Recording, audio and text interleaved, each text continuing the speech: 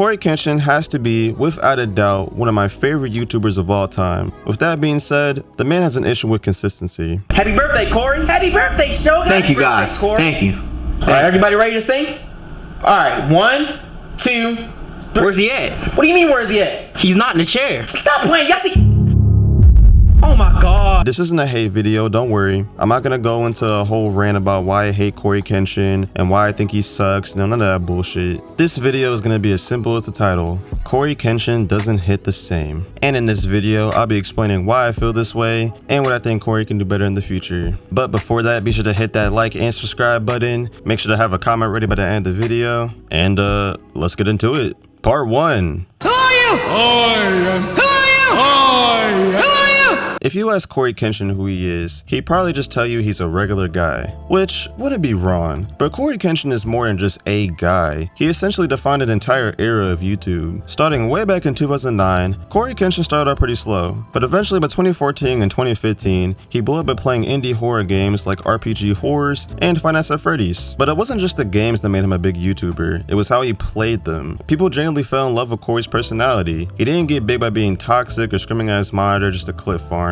His editing was elite, his humor was completely clean without feeling childish, and watching his videos just felt like kicking back on the couch with a natural friend. He built the samurai community on pure positive vibes, and because of that, his fanbase is arguably the most loyal on the entire planet. Part of the reason why I fell in love with CoryxKenshin is simply the fact that he's just a regular dude who plays these games, talks about his life and what he goes through in his personal life, and ultimately just doesn't try to come off as something that he's not. He's just a guy, and that's all he ever needs to be. A lot of these YouTubers, the bigger they get, the more of an asshole they'll be, or the more egocentric they'll be, or you know what I mean. There's a lot of YouTubers that got big and just started acting like fucking assholes, but Cory's never been like that. I mean, the guy has over 20 million subs, and he still comes off as just this regular dude who happens to make YouTube videos for a living. That's some pretty pure shit. And even if you're not a big fan of CoryxKenshin, best believe you've probably watched one Spooky Scary Sunday in your life. Don't lie, you probably have, because you wanted to watch something scary or because you had nothing else to watch. He's the kind of guy that might come off as corny at first, but eventually you'll be like,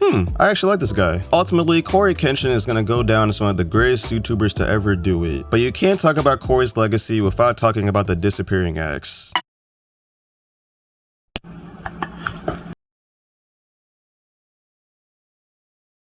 Throughout his entire career, Cory's been infamous for his unannounced hiatuses. He'll get on the grind, go on a crazy video run, hit a massive sub milestone, and then completely just vanish. And we're not talking a few days or a week or two. No, we're talking 4 months, 9 months, hell, maybe even a year at a time, with 0 tweets, 0 community posts, just absolutely nothing, radio silence. Now, to his credit, Cory's been open about the mental toll YouTube takes on him and how he steps back to avoid burnout, which is very valid. That's a very valid reason to quit YouTube for a while. Me personally, I can name plenty of times where I just didn't want to do YouTube, or I needed a break, or I was too busy with other shit to even focus on making a YouTube video. And yeah, I just took a break. So him taking a break has never been an issue for me. The issue I have with him taking a break is that he never gives like any warning or alert or like just nothing. He'll just go radio silent for like months at a time, and then by the time he comes back, it'll be this super big event. Like, oh my god, Cory's back!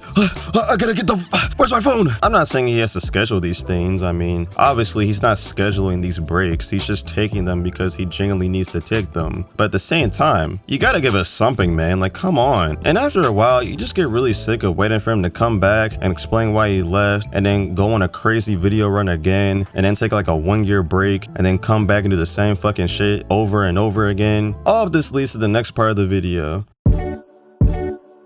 Part of why I love some of my favorite YouTubers of all time is the consistency. You know, when I get home from school, or if I'm just chilling on a day where I don't have a lot of shit to do, I can always count on Moist Critical or Burleezy or some other YouTuber I watch a lot to post a video in that same time frame. For majority YouTubers, especially ones that are just getting started, consistency is key. And even if you have an established fan base, you can't just up and leave without saying anything and then come back and give an apology and expect your fans to not be mad. They're gonna be mad. But see, Cory's the exception to this, because every time he takes a long ass break and then comes back and gives an apology, his fans go apeshit. It's like if Frank Ocean finally came back and dropped an album. Like, people go that fucking insane every time Cory comes back. But yeah, it'd be a nice little experience. But nowadays, watching Cory just feels like a seasonal event. It feels like every time Fortnite drops a new fucking season, it's like, oh my gosh, like Cory dropped. This is a moment in history. Oh, never mind, it's just a 2-hour gameplay video. Okay. Back in the day, watching CoryxKenshin videos is like a daily habit. You knew what to expect because he was consistent with dropping. But nowadays, you never know when he's gonna disappear, and you definitely never know when he's coming back. And let's keep it a buck. After a while, it gets old. Loyalty only goes so far when your favorite creator keeps ghosting you. And eventually, viewers, like me, just get fed up and move on to channels that are actually consistent. But the most frustrating part for me personally is the abandoned playthroughs. You know what I'm talking about. This man will start a game, play it for like a few days or a week, and then he'll take an unexpected break out of nowhere, and by the time he comes back, he'll have already moved on to a different game. It's like, what happened to the last game? Like, you can't just play a game and then take a break from said game and then come back to posting and then not finish the damn game. It's like, what was the point of you playing the game in the first place if you weren't gonna finish it? It's honestly the biggest pet peeve I have about CoryxKenshin. It is a genuine miracle when he actually finishes a fucking game. But you know what? I didn't make this video to hate on Cory for never finishing a game. I made this video because I genuinely feel the CoryxKenshin videos don't hit the same. My main reasoning being that he builds up so much hype taking these long ass breaks that by the time he comes back and drops a video, it just feels like a massive letdown. And look, maybe some of you guys don't mind the long ass breaks and coming back to a 2-hour gameplay video, but me personally, I'm just sick of him disappearing for months at a time without any notice, and then coming back and giving an apology as if he doesn't have the right to take a break in the fucking first place, and then proceed to do a 2-hour gameplay video of a game that he's most likely not gonna finish.